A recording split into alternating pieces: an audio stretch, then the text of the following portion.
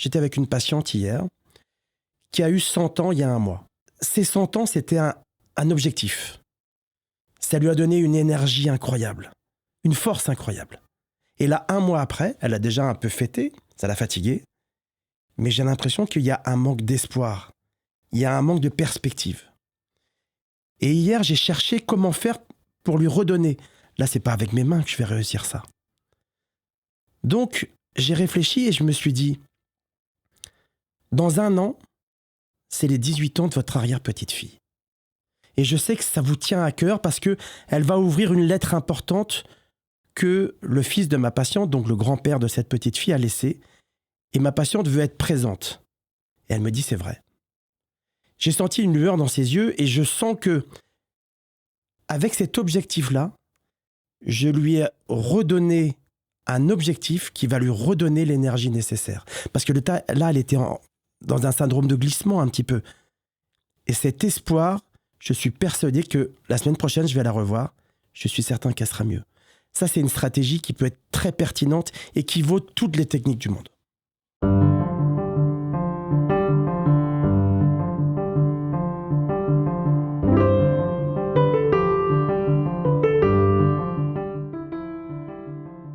Si vous avez mal au dos, à l'épaule, au genou ou n'importe où, cette vidéo est faite pour vous. Elle va sans doute mettre en question tout ce que vous croyez. Si vous, ou peut-être vos parents, ont des problèmes de mobilité qui viennent avec l'âge, cette vidéo va remettre en question la plupart de vos idées reçues sur ce qu'il faut faire. En fait, nous vivons avec une représentation de ce que c'est la douleur et du corps humain qui n'est plus du tout juste, qui est fausse scientifiquement. Nous pensons que c'est un peu, quand on a mal quelque part, comme les pneus d'une voiture qui s'usent, et que c'est naturel, qu'on ne peut rien faire, on peut juste remplacer la pièce. C'est complètement faux. Le corps humain n'est pas du tout comme une voiture. Le corps humain a une capacité biomécanique de se régénérer, de compenser une difficulté en mettant en œuvre d'autres forces. Je vous le dis avec mes mots. Comprendre cela, c'est changer complètement de perspective. Pour comprendre ce qu'il s'agit de faire, j'invite dans cet épisode de Dialogue Fabrice Barillec, qui est un kiné. Vous ne le connaissez pas parce qu'il est dans son cabinet du matin au soir. Mais il va vous expliquer comment prendre soin de vous, quels sont les chemins qui peuvent vous redonner de la mobilité, la santé et la joie. Une révolution scientifique et médicale est en train d'avoir lieu. Il faut que vous soyez informés. Bonjour Fabrice. Bonjour Fabrice. Ça commence bien déjà. C'est vrai. Je suis très content que tu aies accepté mon invitation. Cette vidéo, elle est née il y a 2 ans. Mon père a très mal au cou. Alors on va voir un rhumatologue qui nous fait faire des radios. On voit qu'il a de l'arthrose et on lui donne des médicaments. Ça ne le soulage pas. On augmente les médicaments. On finit par avoir un rendez-vous dans un centre antidouleur. On va voir un kiné qui veut faire des exercices, mais ça va pas mieux du tout. Et la situation devient de plus en plus désespérée. Les médicaments montent. Et peut-être parce que je suis philosophe, j'essaye de réfléchir. Et c'est comme ça que je commence à comprendre qu'il y a kiné et kiné. Il y a les kinés que je vois, peut-être on n'a pas eu de chance, qui veulent juste lui faire des exercices, donc sans le toucher. Et je comprends qu'il y a d'autres formes de kiné. C'est comme ça que je découvre ton existence et je découvre la thérapie manuelle orthopédique dont on va parler et qui lui a très rapidement sauvé la vie et faire qu'il a une vie normale. Et donc je voulais essayer d'expliquer tout ça. On va parler de la douleur, des différentes formes de kiné, la différence entre kiné et ostéopathie, comment essayer de trouver une solution dans toutes les douleurs qu'on peut avoir, au cou, au dos, à l'épaule, pour prendre les plus connus. Mais peut-être pour commencer, comment tu t'es retrouvé à faire ce métier? Comment on devient kiné? Alors, je suis kiné depuis bientôt 25 ans. Comme beaucoup à l'époque, j'avais essayé médecine et j'ai échoué. Et puis, c'est devenu presque finalement la logique que d'essayer de passer les concours de kiné. J'ai passé les concours de kiné, j'ai été reçu dans une école à Paris et j'ai fait mes études à Paris. Je pensais y rester encore 1 an après et je pensais même rentrer en Bretagne après cela. Et finalement, ça fait 25 ans que je suis à Paris en tant que praticien dans un cabinet libéral et je pense que j'y finirai ma carrière. Et qu'est-ce qui t'a conduit à pas rester dans la formation habituelle de kiné? Voilà, parce que tu es aussi l'auteur, peut-être on peut, de 2 livres de référence dans le monde de la kiné. Qu'est-ce qui t'a fait voilà, devenir une sorte de, je sais pas comment dire, de spécialiste Alors je dirais peut-être pas ça. J'ai pas suffisamment d'ego pour ça. Mais je dirais que ce qui m'a toujours motivé, c'est de pouvoir trouver le bon raisonnement et les bons outils pour aider le patient. Finalement, c'est mon seul moteur. Et au fur et à mesure de ma carrière, j'ai senti que j'avais des insuffisances. Et c'est à ce moment-là que j'ai cherché à me former pour devenir meilleur et pour trouver de nouvelles solutions pour le patient. Donc tu as écrit 2 livres, si tu peux rappeler. J'ai écrit 2 livres de thérapie manuelle, l'un sur le genou, l'autre sur le coude, le poignet et la main. Ce sont des livres que j'ai écrits avec Arnaud de la Fontaine et Michel Pilu, donc on est 3 co-auteurs, et c'est des livres collaboratifs où j'ai été chercher finalement les meilleurs professionnels dans le domaine, à qui j'ai donné à chacun un chapitre, et de façon à avoir un livre qui soit vraiment très sourcé, fait par des spécialistes, mais ça reste un livre qui est destiné aux professionnels de santé et non pas au grand public. Ça n'a aucun intérêt pour le grand public. Mais ça permet de voir d'où tu parles et pour la suite de notre entretien. Oui, c'est vrai que j'ai commencé par l'ostéopathie. C'est l'ostéopathie parce que c'était aussi l'époque. À l'époque, je dirais que le super kiné, c'était un petit peu le kiné ostéopathe. Et puis parce que l'ostéopathie nous apportait des outils qu'on n'avait pas forcément dans la formation initiale. Et c'est plus tard que je me suis dirigé vers la thérapie manuelle orthopédique. Alors qu'est-ce que c'est? Parce que alors là, il faut le dire, hein, pour ceux qui nous écoutent, qui ne savent pas, j'ai reçu il n'y a pas longtemps un rhumatologue à l'hôpital. Il ne connaissait pas la thérapie manuelle orthopédique. Donc j'espère là que tous les rhumatologues de France vont écouter et comprendre qu'ils peuvent orienter leurs patients quand un kiné ordinaire ne suffit pas vers la thérapie manuelle orthopédique. C'est comme une anomalie. Quand on commence à comprendre, c'est une anomalie qu'en France ne soit pas connue, alors que c'est vraiment une référence, si j'ai bien compris, dans nombre de pays. Alors qu'est-ce que c'est? Alors je crois qu'il faut d'abord la définir. D'un côté, il y a la thérapie manuelle. Thérapie manuelle, c'est un terme générique qui veut tout dire et rien dire. Thérapie manuelle, c'est quand le praticien, finalement, va utiliser ses mains ou d'autres outils sur le patient directement, à l'inverse de tout ce qui est éducationnel et exercice. La thérapie manuelle orthopédique, c'est quelque chose de tout à fait différent. Ce n'est pas que de la thérapie manuelle. Je dirais même que ce n'est surtout pas de la thérapie manuelle. La thérapie manuelle orthopédique, c'est une méthode qui est reconnue internationalement et qui va se baser sur un raisonnement clinique très précis, qui va nous permettre de déterminer les drapeaux rouges de façon précise, c'est-à-dire les moments où il faut réadresser le patient au médecin, et ensuite d'élaborer une stratégie basée à la fois sur la communication, sur les thérapies passives, mais aussi sur les thérapies actives. Et il y a véritablement un équilibre entre tout cela. Alors, est-ce que la thérapie manuelle orthopédique est indispensable? Je dirais non, parce que je pense que finalement, tous les outils utilisés par la thérapie manuelle orthopédique pourraient être enseignés en formation initiale. Ce n'est pas toujours le cas. Et je pense que c'est vers ça que l'on devrait aller, sans avoir besoin de faire une formation complémentaire qui a un coût en termes de temps, qui a un coût financier pour les praticiens. Parce que là, pour l'instant, se former à la thérapie manuelle orthopédique, c'est des années de formation après la formation initiale de kiné. Ça prend beaucoup de temps, ça coûte cher, et les kinés sont payés de la même manière. Oui. Donc, il faut vraiment être amoureux fou de son métier pour s'engager dans cette formation difficile. Je dirais qu'il y a plusieurs façons de voir les choses. C'est vrai qu'on n'est pas très bien payé. Donc, on fait beaucoup d'heures. Et si on fait beaucoup d'heures, il faut quand même y prendre un peu de plaisir. Donc, se former, être performant et répondre aux sollicitations des patients, ça peut être aussi une solution.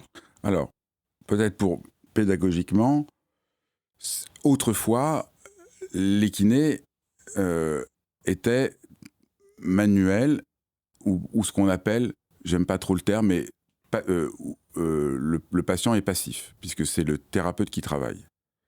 Et puis, aujourd'hui, on est plutôt dans une mode active. Et la thérapie manuelle articule les deux. C'est comme si on avait peut-être été trop loin un moment dans le passif, et maintenant on est un peu trop loin dans l'actif.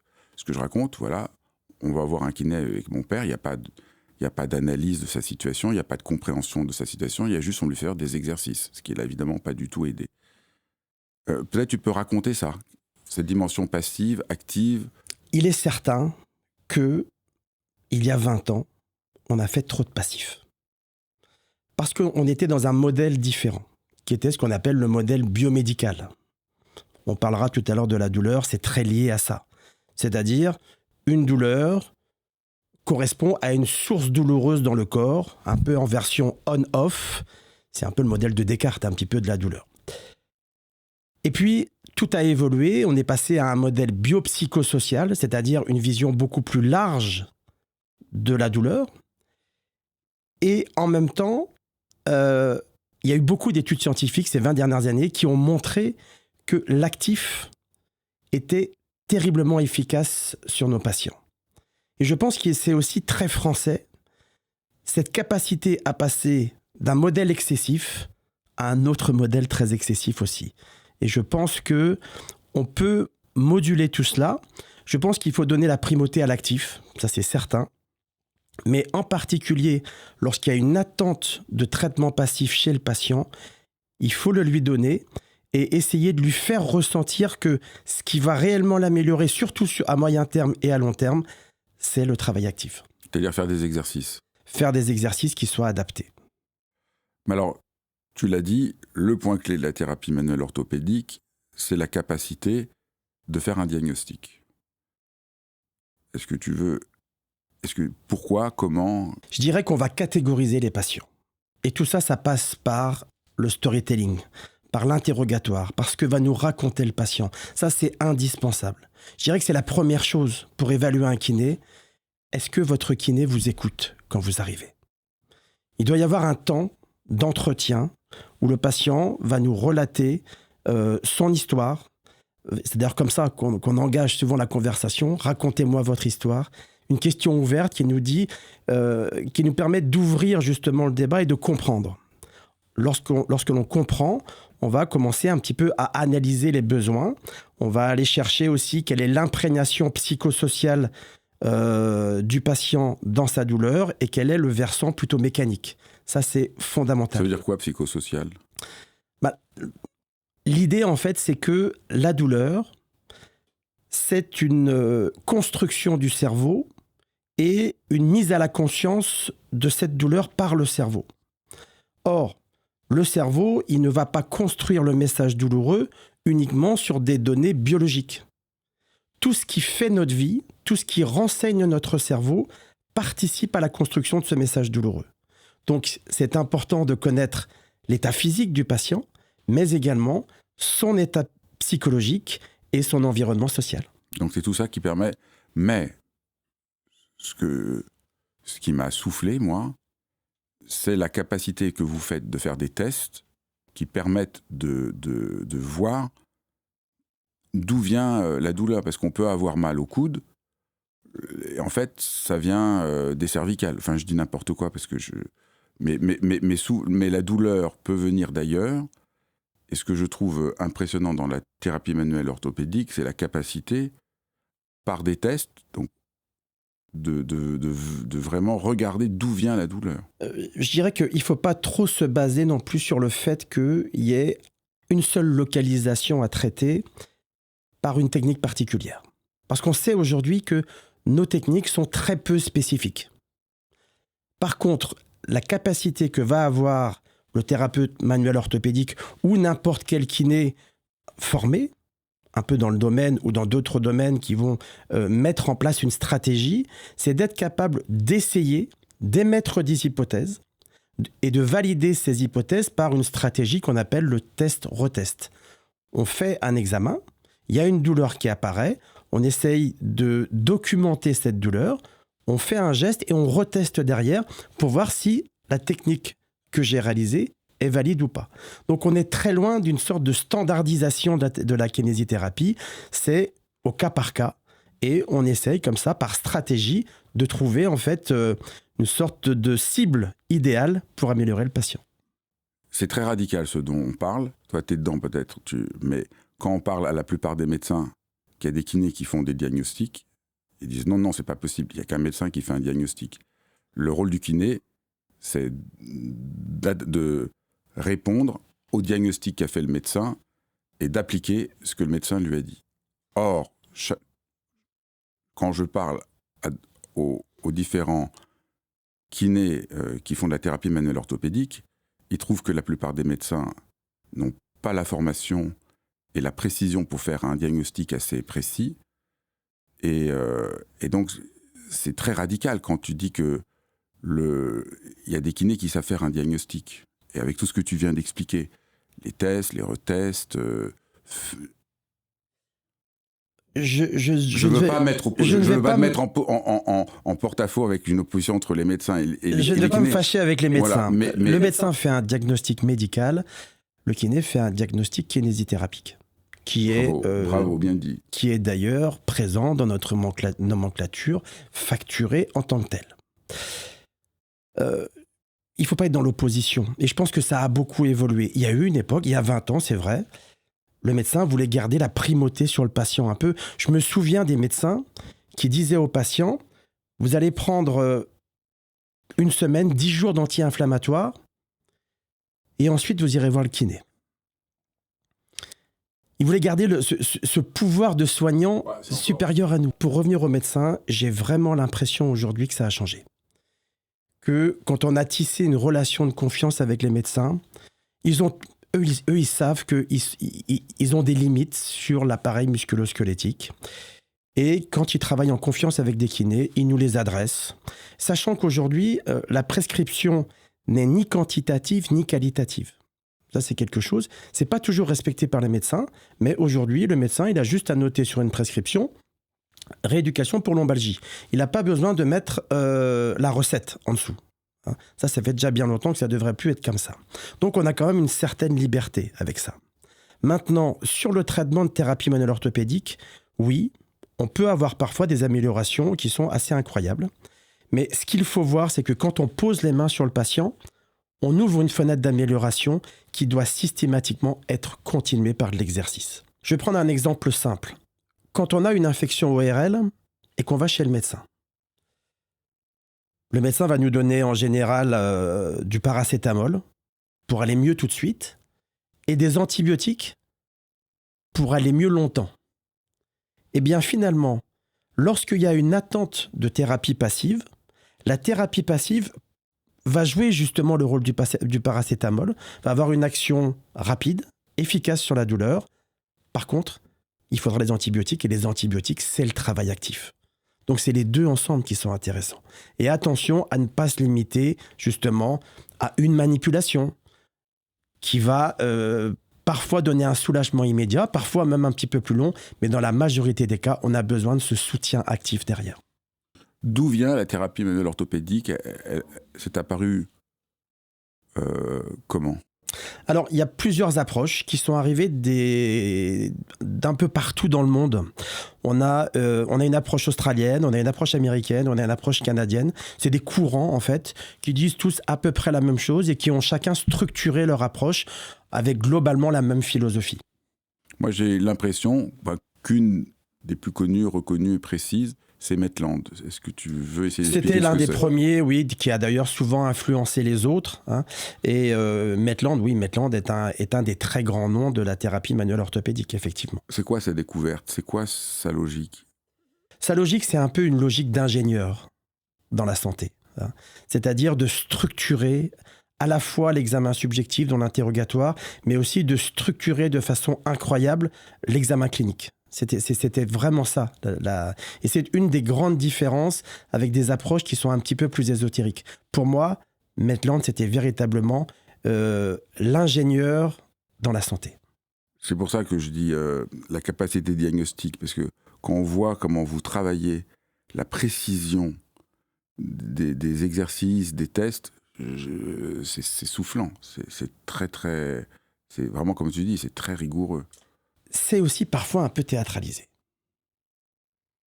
Parce que moi, je t'ai vu travailler, oui, je n'ai pas trouvé que c'était théâtralisé. Parfois, le patient, pour aller mieux, a besoin que ce soit un peu théâtral. Enfin, et d'autres pas. Moi, je t'ai vu travailler et je n'ai pas trouvé que c'était théâtral. J'ai trouvé que c'était juste soufflant de précision. Moi, quand j'ai vu des kinés travailler, je trouvais que c'était très général. Et là, je t'ai vu travailler une précision, une écoute du corps avec une finesse. Je dois dire, là, ça m'a émerveillé. Oui, parce que j'aime ça aussi. Même un peu bouleversé de voir qu'on pouvait avoir vraiment ce niveau de précision. C'est vrai. C'est vrai que moi, c'est ce que j'aime. C'était ma formation initiale. J'ai essayé un petit peu de me sevrer de cette approche manuelle quand même.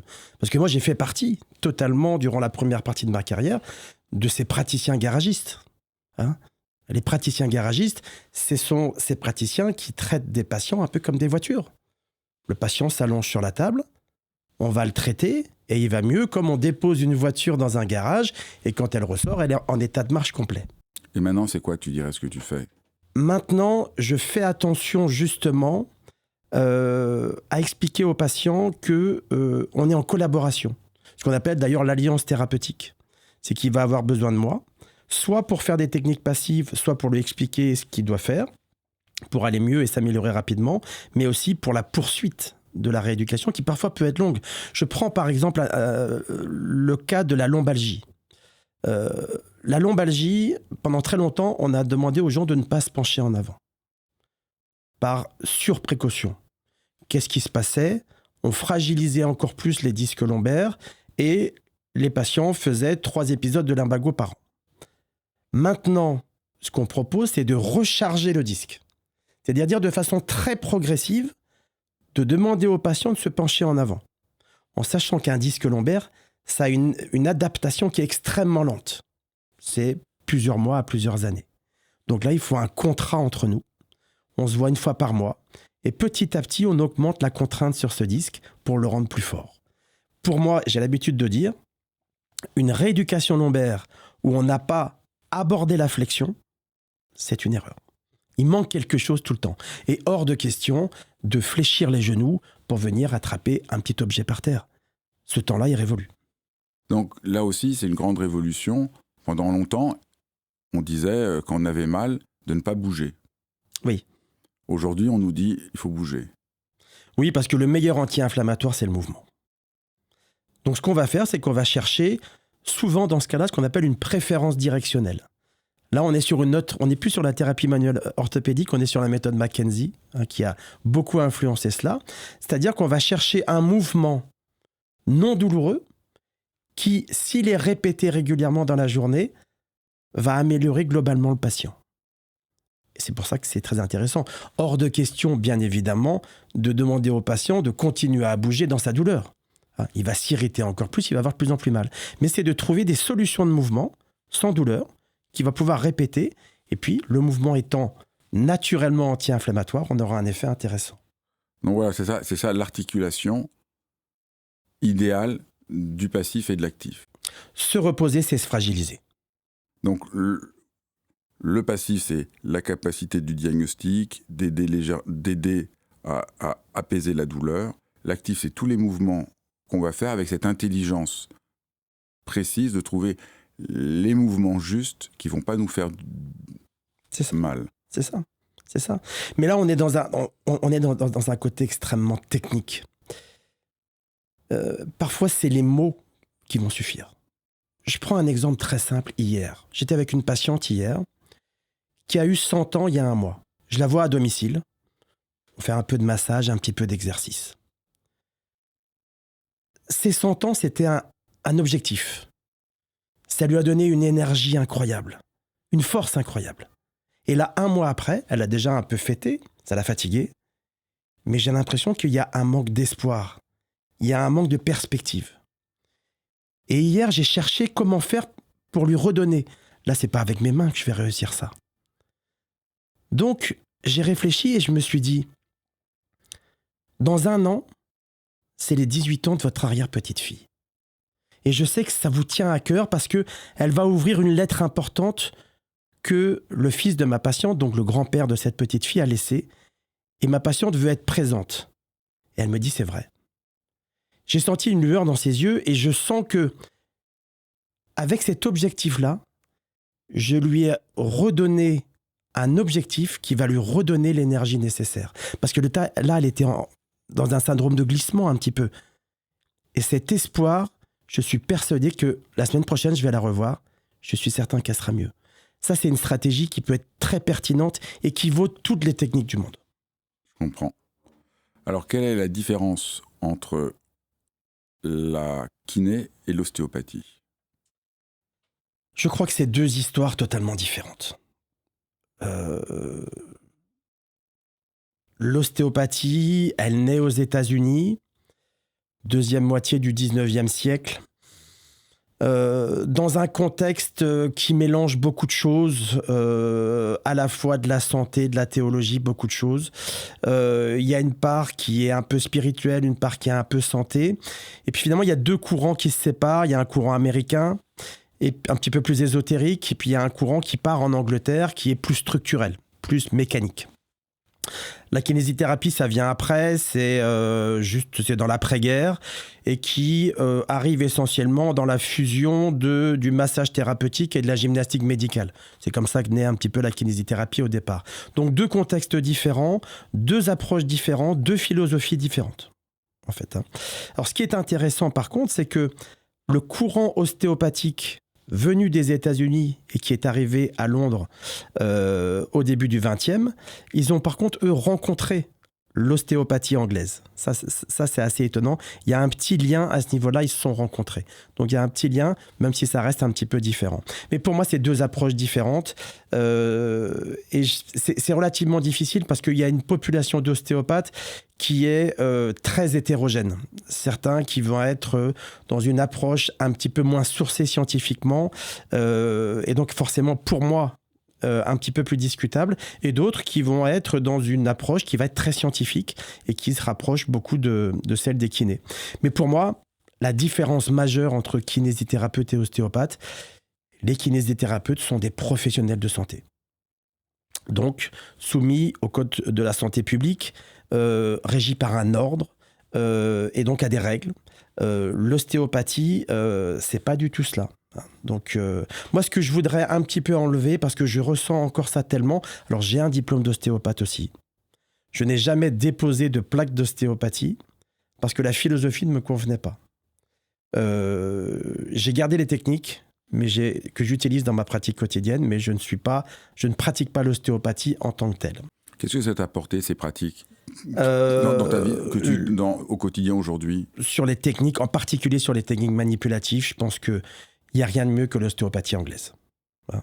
Mais ce que j'aimais pas, moi, c'était l'idée que le praticien intervenait. Souvent, il fallait rester au repos 24-48 heures en imaginant que le corps continue à travailler derrière et à se remettre en place, etc.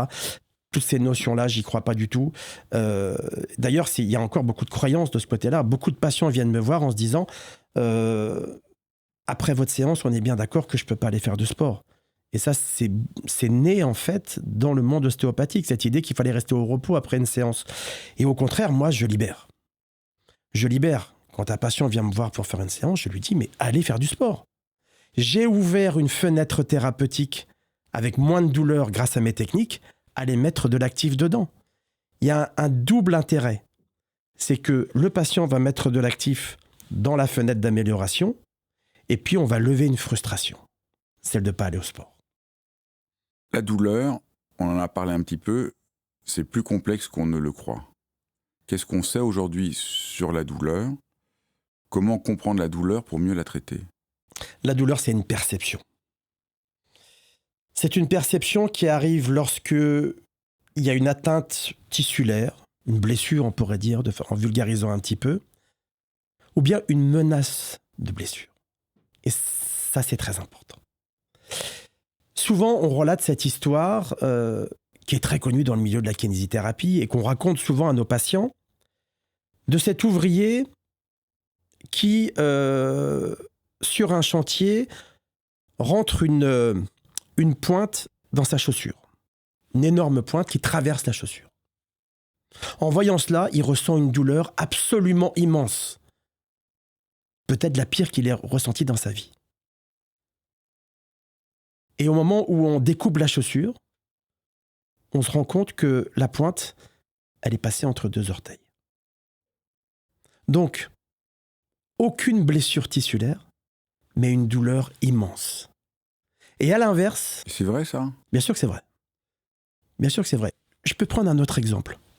Imagine que tu te coupes un petit peu le doigt en faisant la cuisine. Sur le coup, tu ressens rien. Au moment où tu vois la goutte de sang, c'est là où la douleur va arriver. C'est comme ça. C'est pas du on-off. Il y a beaucoup d'éléments qui interviennent. C'est une sorte de... La douleur, c'est une sorte d'alarme avec des sensibilités différentes. Imagine que tu sois chez toi le matin et que tu fasses griller du pain dans ton grille-pain. L'alarme incendie est juste au-dessus. Si elle se met à sonner, le problème, c'est pas le grille-pain. Le problème, c'est que l'alarme est mal réglée. Et la douleur, c'est exactement pareil. Ce n'est qu'une alarme. L'alarme, elle est indispensable, elle nous sauve la vie. Mais si elle est mal réglée, ça va être pénible. Parce que si à chaque fois que tu fais griller du pain, elle commence à s'allumer, ça va poser des problèmes. C'est ce que j'explique aux patients. C'est que, parfois, on a une blessure qui n'est pas très importante. Je parle de blessure tissulaire. On a un petit souci. Mais l'alarme est déréglée et le cerveau porte trop vite à la conscience le message douloureux. Il ne faut surtout pas que le patient comprenne, lorsqu'on explique ça, que c'est dans sa tête. Parce que là, on a tout perdu si le patient a pensé ça. C'est juste que notre état émotionnel, notre charge cognitive, notre fatigue, va beaucoup influencer notre douleur. Parce que c'est ça, justement, le principe.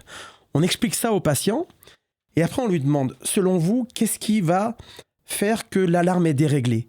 Qu'est-ce qui va faire que vous ressentez plus la douleur ? Et là, on peut dérouler des éléments de leur vie.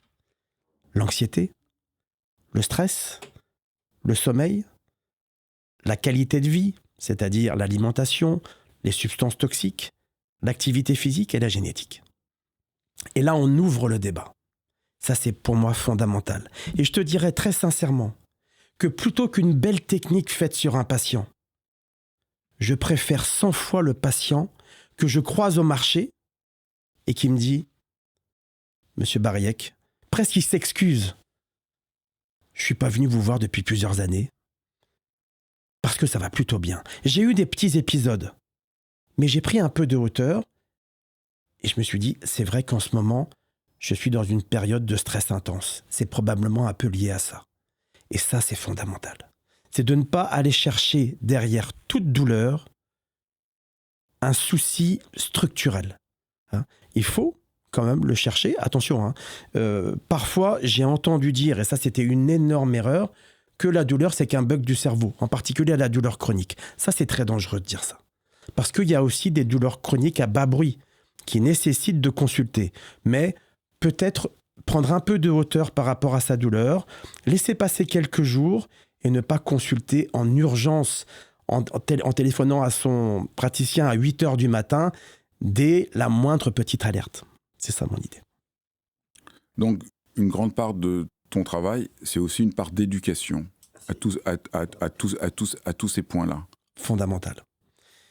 Quand je te disais que j'ai été un praticien garagiste, les 10 premières années de mon exercice, où j'étais un peu le gourou du quartier, celui qu'on allait voir pour une technique, pour une manipulation, c'était très confortable.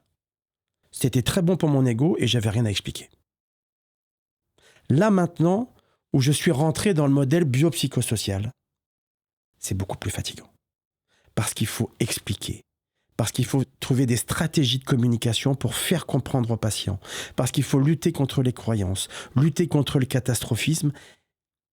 Et parfois, on a l'impression qu'ils ont compris et ils n'ont pas compris. Donc, il faut y revenir. En même temps, je vais faire un peu l'avocat du diable. Moi, je trouve que c'est déjà pas mal d'avoir un bon garagiste quand on a mal. Parce que la plupart des kinés ne sont pas des bons garagistes. Donc, moi, je trouve que c'est déjà extraordinaire. Moi, j'entends ce que tu dis, mais je trouve que... C'est mon objectif. C'est mon objectif depuis toujours. J'ai dit, attention, les kinés. Si jamais vous n'êtes pas bon dans la modulation passive, ce que tu dis, les patients vont aller voir des ostéopathes qui sont bien meilleurs que nous. Ben voilà. Si jamais on n'est pas bon dans l'actif, ils vont aller voir des profs d'APA ou des coachs qui deviennent chaque jour meilleurs. Ça, c'est vrai. C'est au kiné professionnel de santé qui doit être au centre de la décision, au centre du processus, de devenir meilleur que l'ostéopathe sur la modulation passive et meilleur que tous les coachs et autres profs d'APA sur l'actif. On doit tout prendre et être les meilleurs partout.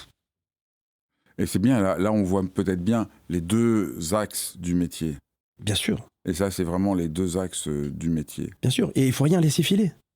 Il ne faut rien laisser filer. C'est vrai que souvent, on manque un petit peu de reconnaissance dans ce métier. On a cette sensation-là. Ça se traduit aussi un peu par des tarifs qui sont très insuffisants. Mais c'est à nous de prendre à bras le corps aussi tout cela. Oui, si on comprenait tout ce qu'on est en train d'expliquer, on comprendrait mieux votre métier. Et là, c'est sûr que quand on voit toute l'immense champ nouveau que vous prenez en charge par rapport à ce qu'était autrefois, on comprend l'immense défi que c'est. Et encore, on est dans une vision musculo-squelettique.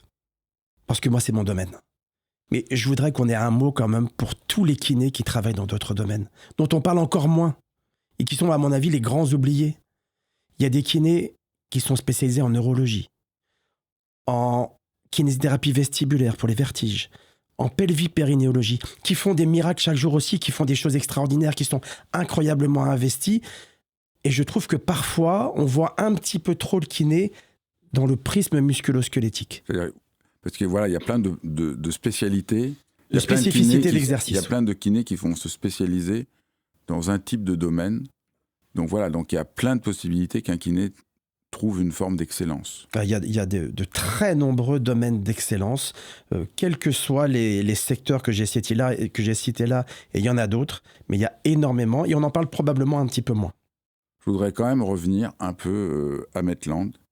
On a un peu expliqué la singularité, mais est-ce qu'on pourrait rentrer un peu plus en détail dans cette logique, dans la compréhension du corps humain et de la douleur?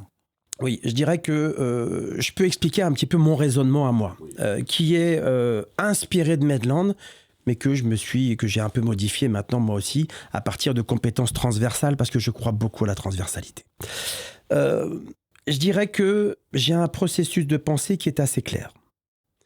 Je vais essayer de déterminer quel est le type de douleur qu'a mon patient. Et pour ça, est-ce qu'il est nociceptif? Donc, est-ce que c'est majoritairement un problème de tissu? Patient qui a une entorse de cheville. On a un problème sur le ligament, c'est très clair, c'est évident. Est-ce qu'il a une irradiation? Moi, je parle essentiellement du rachis ici. Où là, on est encore sur un pan un petit peu différent. Ou est-ce qu'il est nociplastique? Ça, c'est le terme. C'est-à-dire que ce patient, il produit de la douleur de façon un petit peu anormale. Et là, je vais avoir une approche différente selon ces trois tableaux. Le nociceptif, donc celui qui a un problème tissulaire, je vais m'intéresser beaucoup au tissu. L'irradiant, je vais faire un diagnostic différentiel pour voir quel type de problème de nerf il a. Et le patient nociplastique, lui, je vais plus explorer la sphère psychosociale. Parce que justement, ce patient nociplastique, il ne le sait pas, que son système d'alarme est déréglé. Donc lui, si jamais je vais dans le tissu, je vais le conforter dans l'idée qu'il a un problème structurel, alors qu'il n'en a pas. Et là, on va tourner en boucle. Donc ce phénotypage, au début de la prise en charge, il est fondamental. Et ensuite, on a une stratégie où on va observer, on va écouter d'abord le patient, mais ça rentre dans le cadre du phénotypage. On va observer le patient et puis ensuite on va reproduire la douleur. Ça va nous servir en fait de base pour savoir si on est efficace après. Et puis on va mettre en place des stratégies actives ou passives en fonction des attentes du patient. Ça aussi c'est fondamental. Moi je pose toujours 2 questions à mon patient. Selon vous, qu'est-ce que vous avez ? Ça déstabilise souvent un peu le patient, mais ça me permet de savoir quelles sont ses croyances, quel est son niveau de catastrophisme et surtout son niveau de googlisation. Parce que tu le sais très bien, quand on a un problème de santé, on va sur Google, on tape et on retient que le pire. Maintenant, on a l'IA qui fait ça aussi très bien. Et puis, je leur demande souvent, selon vous, comment ça se traite ? Alors des fois, ils me répondent, c'est votre boulot.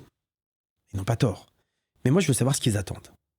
Et si on imagine un patient qui vient me voir parce qu'il s'attend à ce que je pose les mains sur lui et que je ne lui propose que de l'exercice, là, on a une distorsion entre ce que je donne et ce qui est attendu. Ça, c'est fondamental aussi. Il faut toujours répondre un peu aux attentes sans rentrer dans l'empirisme. Ça, c'est fondamental. Donc, c'est vraiment, comme tu le vois là, toi, tu me parles de technique, moi, je te parle de raisonnement. C'est le raisonnement qui est la clé. Chez Maitland, sur une séance, c'est 90% de raisonnement pour trouver une technique, mais qui sera la bonne. C'est ça que j'essayais de dire au début, qui m'a soufflé, c'est la capacité de diagnostic qu'il y a dans Maitland, qui vient avec une sorte de finesse extraordinaire. Et c'est pour ça que je trouve, mais tout le monde devrait connaître ça. C'est-à-dire pour beaucoup de problèmes difficiles et complexes, de douleurs résistantes, l'approche Maitland est quand même l'approche la plus rationnelle. La thérapie manuelle orthopédique en général. Et la plus rationnelle. Et elle a été reconnue, j'ai oublié par quelle instance qui dépend de l'OMS. C'est l'IFOMT. Donc c'est vraiment, il y a une vraie reconnaissance rationnelle, quelque chose de vraiment logique, où comme tu dis, je pense que pour la plupart des gens, on ne pense pas du tout que l'essentiel d'une séance chez un kiné peut être faite dans le raisonnement. Sachant qu'en plus, ça évolue. Ça évolue énormément. Ça évolue énormément parce qu'il ne faut pas se mentir, la thérapie manuelle orthopédique était initialement quand même un petit peu mécaniste. Et elle évolue beaucoup dans le modèle biopsychosocial aujourd'hui. Elle est beaucoup plus globaliste et c'est ça qui est aussi très intéressant. On garde, et c'est ce que je disais tout à l'heure, on garde cette capacité à moduler la douleur. Parce que la douleur, on la module. Il y a toujours cette croyance incroyable du kiné réparateur. Le kiné ne répare pas. On n'est pas des chirurgiens sans instruments. Le kiné ne répare pas. Le kiné crée de l'adaptation. Et en particulier de l'adaptation tissulaire. Ça, c'est fondamental. Mais pourquoi les gens croient qu'aller chez le kiné, c'est être réparé ? D'où ça vient ? Ça vient toujours de cette croyance un peu mécanique.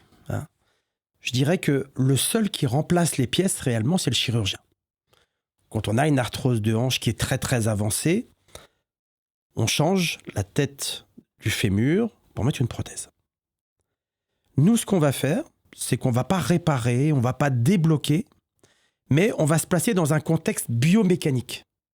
Si je compare avec la voiture, quand elle roule, elle va user ses pneus, et c'est un processus qui est inéluctable. Elles vont s'user de plus en plus. Le corps humain, c'est différent. Le corps humain a une capacité d'adaptation. C'est-à-dire que si on lui met la juste contrainte, il va s'adapter pour pouvoir résister à cette contrainte. Et c'est le cas de tous les tissus. Le tissu musculaire, si jamais on lui demande, si on lui met de plus en plus de force à soulever, il va se développer pour être capable de développer de plus en plus de force. C'est le cas pour l'os, par exemple, aussi. On sait, par exemple, et c'est le cas, par exemple, dans l'ostéoporose. L'ostéoporose, c'est un os qui se fragilise. Et on pourrait penser, si on est dans un modèle mécaniste, que c'est inéluctable. Mais non. Qu'est-ce qu'on conseille ? Si on est dans un processus mécaniste, c'est inéluctable, donc il faut bouger le moins possible pour abîmer le moins possible. C'était la grande erreur qu'on faisait avant. Alors que maintenant, on sait, dans le cas de l'ostéoporose, on va dire aux gens de garder beaucoup d'activité physique pour contraindre l'os, et l'os étant contraint, va faire en sorte de devenir plus fort pour s'adapter à cette contrainte et devenir plus fort. Ça, c'est la clé de la kinésithérapie aujourd'hui. C'est dans ce sens-là, véritablement, qu'il faut comprendre les choses. Mais comment se met en place ce raisonnement? C'est quoi le raisonnement d'une kiné manuelle orthopédique? Comment vous raisonnez? À partir de quoi? À partir de quoi? À partir du vécu du patient, uniquement, de ses objectifs. Mais aussi des examens que vous faites. Des examens, des techniques où on va chercher... Alors, on pourrait aller chercher des mobilités articulaires. C'est-à-dire des mobilités. Mais il y a certaines articulations qui bougent très peu et dont la perception n'est pas accessible à la main de l'homme. Je pense en particulier à la sacro-iliaque. La sacro-iliaque, à une époque, il y avait plus d'une centaine de tests où on posait les mains sur le bassin du patient et on croyait sentir un mouvement qui était plus important d'un côté ou de l'autre, ce qui amenait à des dérives comme des notions de blocage, etc. On s'est rendu compte que une sacro-iliaque, ça bouge de 4 degrés. Notre main ne sent pas ça.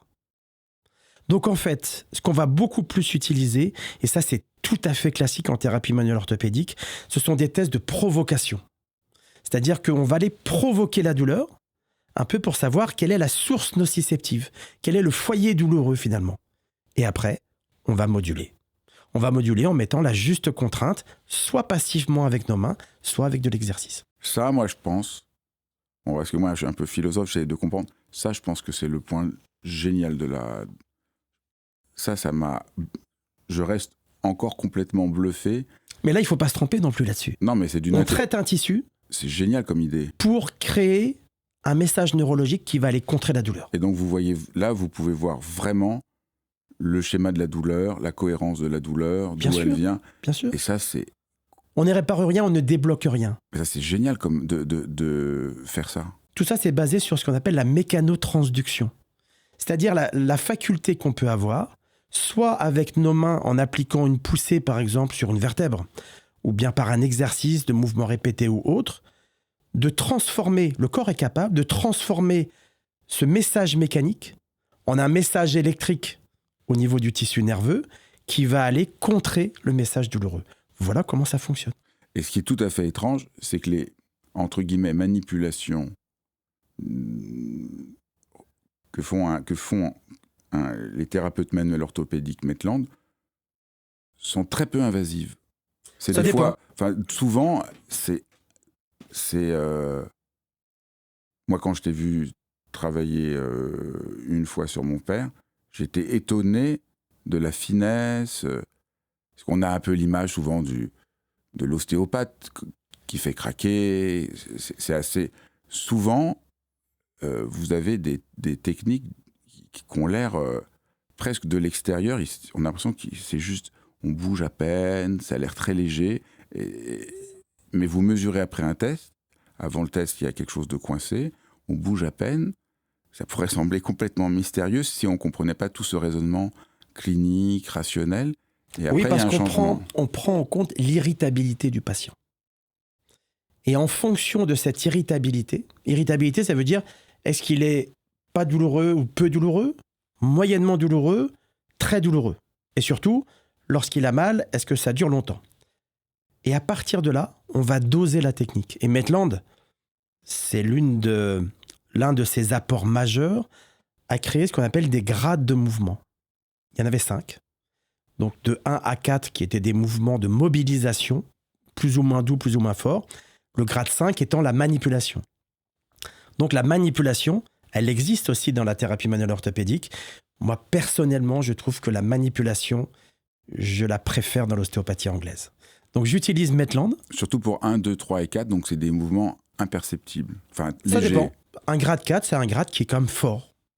Mais un grade 1, 2... 1, 2, c'est très léger. C'est très léger, ça a quand même un impact important. Ça a un impact important parce que...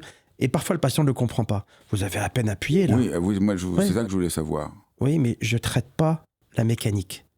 J'essaye de créer l'influx nerveux idéal pour contrer la douleur. C'est ça, en fait. Pas assez, ça servira à rien. Trop, ça va irriter. Donc, il y a forcément un dosage idéal. Après, il y a une marge relativement large. Est-ce que tu peux réexpliquer parce que pourquoi, à 2, que c'est pas mécanique ce que tu fais. Est-ce que tu veux réexpliquer? Tu dis que quand on fait au niveau 2, donc assez léger, on entraîne un changement profond, mais que c'est pas mécanique. En fait, l'idée, c'est que parfois, quand on appuie très peu, le patient peut même avoir l'impression que ça sert à rien. Oui. Parce que lui, il est dans l'idée de la réparation un petit peu du coup. Voilà, donc là, c'est le côté garagiste. Voilà, moi, c'est pas mon idée. Moi, je cherche à rien réparer, il n'y a rien de déplacé. Mais je veux appliquer une contrainte qui, par mécanotransduction, va créer un message nerveux.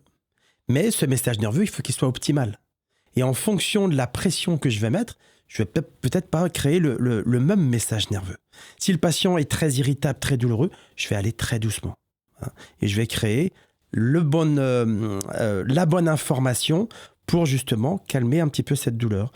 Par contre, si le patient n'est pas irritable, souvent on va appuyer un petit peu plus fort. C'est quoi cette information qui emmène un changement? Pourquoi cette information va apaiser ma douleur? Parce qu'en fait, on va agir sur la modulation de la douleur. C'est ce qu'on a expliqué tout à l'heure. La douleur, c'est un chemin, c'est une autoroute. Si on prend une blessure quelle qu'elle soit, on va avoir une stimulation de récepteurs qui vont créer un message neurologique et qui vont être intégrés au niveau du cerveau. C'est comme ça que le cerveau crée la douleur et la porte à la conscience. Nous, on peut venir parasiter cette autoroute par ce qu'on fait. C'est comme ça que ça se passe. C'est un message nerveux qui vient contrer un petit peu l'autre message nerveux pour améliorer le patient. Tout ce qu'on fait, c'est neurophysiologique. Donc c'est ça. Donc c'est pas un garagiste, ça serait quelle image alors que tu dirais? C'est un modulateur. On module et on adapte. Toujours. C'est toujours ça. Donc en fait,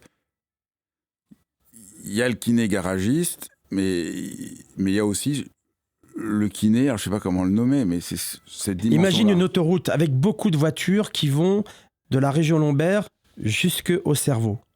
Eh bien, c'est comme si moi je créais plein de sorties dans cette autoroute pour qu'il y ait moins d'afflux de voitures au niveau du cerveau. Mais j'agis pas forcément sur le récepteur lui-même. J'agis sur le système nerveux. C'est très moi, je trouve que c'est vraiment très, très impressionnant. C'est important de comprendre cette neurophysiologie pour pas rentrer dans l'idée justement de la réparation, qui n'aurait pas de sens, selon moi. Oui, parce que c'est une trop grande simplification de la complexité du corps humain. C'est ça. À mon avis, c'est ça. Et ça serait trop facile. Parce que les patients, ils restent sans cesse se faire réparer. Et il n'y aurait pas d'implication du patient. Un des grands sujets qui t'intéresse, c'est donc il faut qu'il y ait aussi une dimension active, que le kiné soit au moins aussi bon qu'un coach. Et là, il y a deux cas de figure particuliers qui sont intéressants peut-être à creuser. C'est la sédentarité chez les jeunes. Et on va parler après des personnes âgées qui posent d'autres problèmes. Qu'est-ce qu'il faut dire par rapport à la sédentarité pour les jeunes? Je pense que les chiffres sont assez catastrophiques aujourd'hui. Sur 50 ans, on a 25% de perte de capacité physique chez les jeunes. Ouais. C'est des chiffres de la Sorbonne qui datent de 2024. Il y avait une étude sur du long terme qui avait été faite un petit peu avant les Jeux Olympiques. C'est terrible. Les jeunes ne sont plus capables de courir longtemps, ont moins de force, ont moins de résistance, parce qu'ils sont moins actifs. Alors c'est difficile comme discours à avoir, surtout quand on a 50 ans comme moi, parce que y a le syndrome du vieux qui fait référence au passé. Mais j'ai cette sensation qu'on était un petit peu plus actif avant. Il y a aussi cette numérisation, il y a les jeux. J'ai un fils de 16 ans. Si je le laissais, il pourrait très bien rester sur un canapé assis comme ça, à jouer pendant des heures. Donc après, si c'est compensé par de l'activité physique à côté, ça pose aucun problème. Mais s'il n'y a que ça, c'est un vrai souci. Il y a le souci de l'alimentation, de l'obésité aussi qui devient galopante un peu partout dans le monde occidental. C'est ça que on a parlé tout à l'heure et qui font une part de ton quotidien, c'est toute cette éducation. Oui, mais je pense que c'est aussi la société. Et qu'est-ce que tu conseilles alors aux jeunes sédentaires qui viennent te voir?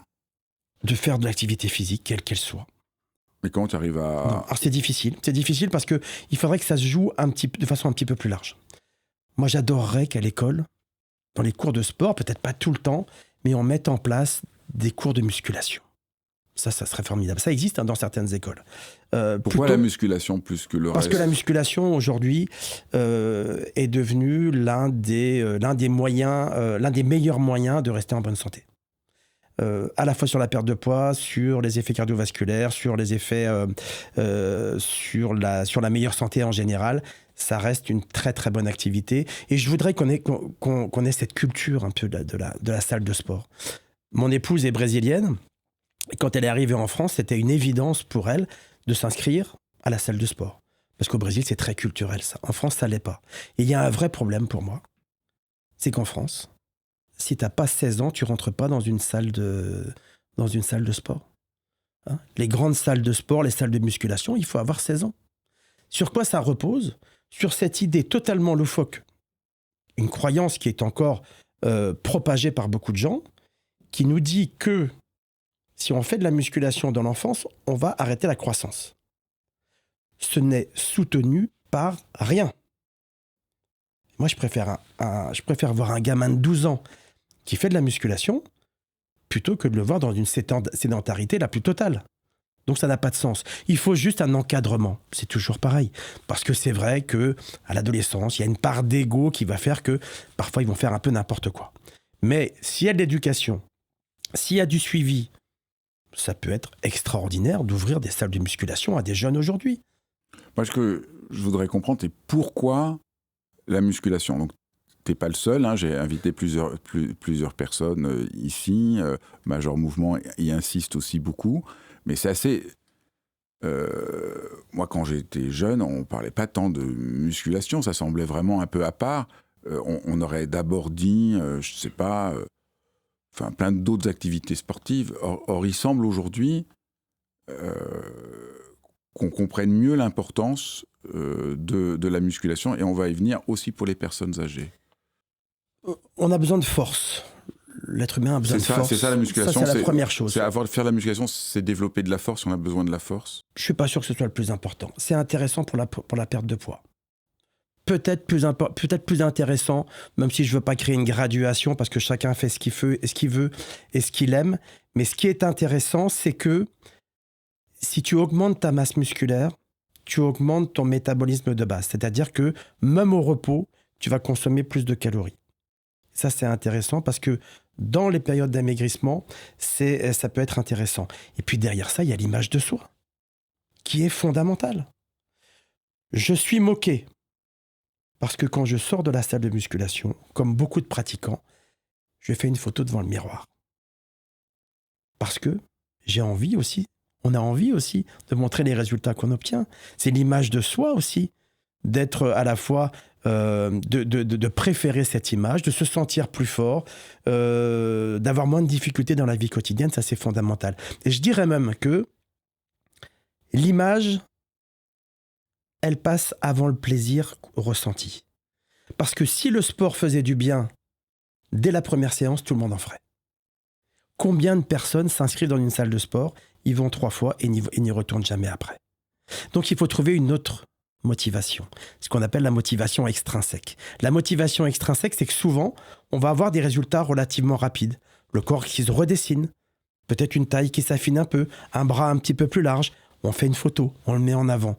C'est ça qui nous fait continuer. Et le plaisir inhérent à la pratique, celui qui fait que le sport devient une évidence, ça met souvent un petit peu plus de temps à arriver. On a besoin des deux, selon moi.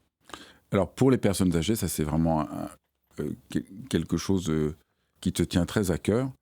Bah, là non plus, il n'y a plus de salles de sport non plus. Les salles de sport, c'est pour entre 16 et voilà, un certain âge. Et tu trouves qu'il devrait y avoir des salles de sport... Pourquoi le sport c'est important pour les personnes âgées et la musculation? Moi, j'aime beaucoup les vieux. Depuis toujours. Je ne traite pas d'enfants. Non pas que je n'aime pas les enfants, mais je ne sais pas faire avec les enfants. Avec les personnes âgées, j'ai une patience infinie. Je pense que ça vient un peu de mon enfance, de ma grand-mère, avec qui j'ai passé énormément de temps. Et j'ai une passion pour les personnes âgées et j'ai très envie de les aider. C'est pourquoi je fais encore des visites à domicile. Et c'est pour ça aussi que je veux leur donner les activités idéales. Cette réflexion, elle vient de paroles d'une patiente qui date d'il y a à peu près 15 ans. Elle vient me voir au cabinet, elle me dit « Monsieur Bariec, j'ai 75 ans. J'ai essayé d'aller à la salle de sport, mais j'arrive pas à suivre. Parce que c'est pas adapté à mon âge, parce qu'il y a des jeunes et que c'est pas facile. Qu'est-ce que j'ai comme solution derrière, me dit-elle? Eh bien, c'est la gym des vieux, dans une salle attenante au presbytère. Elle me dit, j'en veux pas. Et je comprends très bien. Parce que là, pour faire sentir aux gens qui sont vieux, il n'y a pas mieux. Donc moi, mon idée, et ça fait 15 ans que j'ai cette idée-là, j'ai probablement pas suffisamment cet esprit d'entrepreneur pour avoir concrétisé cette action. Moi, ce que je voudrais, c'est des salles de sport. Alors, forcément un peu réservées aux personnes âgées, donc avec un âge limite inférieur. Des salles qui ressemblent aux salles que nous, dans lesquelles on pratique tous les jours. Donc avec le même matériel, avec la même ambiance. Ce que je voudrais aussi, c'est qu'il y ait un professionnel de santé qui soit capable de rencontrer ses patients à la première fois qu'ils y vont. Parce qu'ils ont besoin de sécurité. Ils ont souvent un petit peu peur. Qu'il y ait du suivi. Et puis surtout, que ce soit un lieu de rencontre. Parce que ça aussi, c'est important. Aujourd'hui, les personnes âgées, comme beaucoup d'autres gens, ont du mal à se rencontrer, ont du mal à créer du lien. Et je pense qu'on peut créer tout ça dans une même entité. Cette salle de sport, qui ne soit pas étiquetée vieux, mais qui soit étiquetée bien-être pour des gens qui ont peut-être plus de 65, plus de 70 ans, qui va être adapté, qui va être fun, enfin un environnement sexy, je dirais. Hein. Pas un environnement qui te rappelle que tu es vieux. Pourquoi c'est si important quand on est âgé de faire de la musculation? Ça pourrait... Parce qu'on a besoin de force. Les personnes âgées, quand ils vieillissent, quand ils perdent leur capacité, ils perdent de la force. Et ça peut être pas grand-chose, mais moi je me bats parfois pour faire en sorte que des personnes âgées à domicile soient capables de se lever facilement d'une chaise, de faire les quelques mètres qui les amènent jusqu'au lit, jusqu'à la cuisine et jusqu'aux toilettes. Tout ça, ça mobilise de la force musculaire, de la mobilité articulaire. On peut maintenir une personne âgée comme on prépare un sportif de haut niveau. Pour moi, c'est la même stratégie. C'est même plus important. Mais quels sont les exercices qu'on peut faire, par exemple, à 80 ans? Les squats. Les squats, c'est extraordinaire. Ça mobilise tout. Faire un squat, c'est se lever d'une chaise. Moi, quand je vois des gens, je partage parfois sur ma page Instagram des personnes âgées à qui je fais faire des circuits d'exercices, qui sont des exercices très largement inspirés des salles de musculation, du crossfit ou de l'Aerox. Pardon, tu leur fais faire quoi? Du développé couché. Je leur fais faire du vélo à haute intensité. Je les fais tirer sur une machine de tirage. Je leur fais faire des pompes. Je les fais boxer. La boxe, extraordinaire. À 80 ans? Extraordinaire. J'ai commencé à en faire avec les Parkinsoniens, parce que c'était très indiqué. Aujourd'hui, j'en fais quasiment avec beaucoup d'autres patients. Lombalgie, cervicalgie. Tu vas travailler des stratégies de force un petit peu, mais aussi d'équilibre, de vitesse, il y a tout. Et puis tu crées une addiction, tu crées un intérêt parce que tu apprends quelque chose de nouveau à ton patient. C'est pas très compliqué, hein. Apprendre un direct, un crochet, un uppercut, puis après on joue avec tout ça.